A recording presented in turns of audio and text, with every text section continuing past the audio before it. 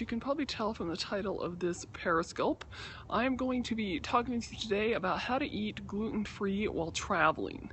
So if you are watching this and you want to go ahead and say hi, send me some hearts, go ahead and share this with other people, please feel free. I know this is a really hot topic and something that I see that gets asked a lot, because let's face it, when you're living at home and you have access to your regular grocery stores, you have a kitchen and you're able to cook, then eating gluten-free is really easy. But what do you do when you're traveling, and how do you still stick to that gluten-free diet? That can be a lot more complicated. So let me give you a couple of tips. The first tip to successfully continue eating gluten-free while traveling is to make sure that you plan ahead. And this is probably the biggest and the most important one. If you fail to plan, then you plan to fail, is what, as they say, and this is very true when it comes to eating gluten-free while traveling. So you need to plan ahead, and part of that includes having a menu, I believe, and it also means bringing some of your own gluten-free food and gluten-free snacks with you. I personally don't believe that it's a good idea to go on a vacation and travel as a gluten-free eater without at least bringing some of your own food. Even if maybe you're traveling with other people and they've decided just to shop as they go or to eat out at restaurants, it's probably not a good idea for you personally, and from my own experience, if you're gluten-free, to do that. So what are some of my favorite on the go gluten-free snacks? So things like you could bring some corn chips, some rice crackers, some nut packs, pieces of fruit, dried dates, maybe some gluten-free, allergen-free bars, cookies, that kind of thing. Those always work pretty well to have on hand. And then there's a couple of other things that I always like to bring. You also want to take into account whether or not you will actually have access to a kitchen while you were traveling, and cooking utensils, that kind of thing. So if you will actually have access to that at a hotel, then that will change things a little bit differently than if you know ahead that there's not going to be a kitchen or cooking utensils or things like that for you to cook food.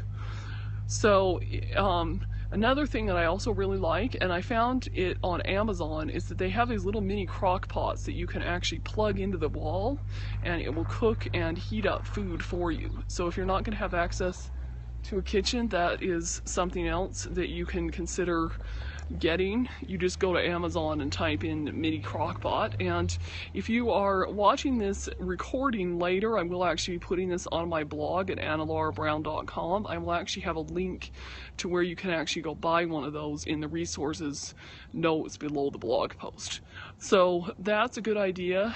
Also, carrying some paper utensils, maybe even carrying taking something like a rice cooker with you that you can cook rice or quinoa, and then carrying some of the rice and quinoa with you. It could, isn't a bad idea. Or a mini freezer where you can carry fresh fruits and vegetables, meats, cheeses, those kinds of things with you.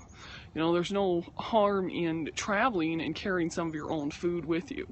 But obviously, whether or not, you need to kind of know the area that you're going to. So that's another thing too, is do some research about the area you're going to.